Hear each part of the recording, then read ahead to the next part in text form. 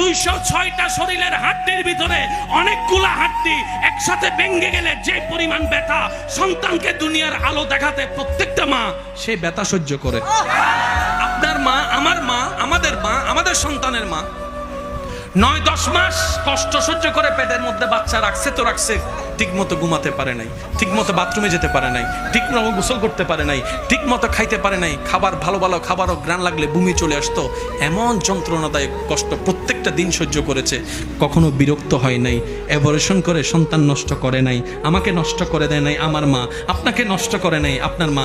শুধু তাই নয়, একটা গিরা ফুটবল খেলতে গিয়ে উল্টে গেলে গিরা বসাইতে যে কি কষ্ট,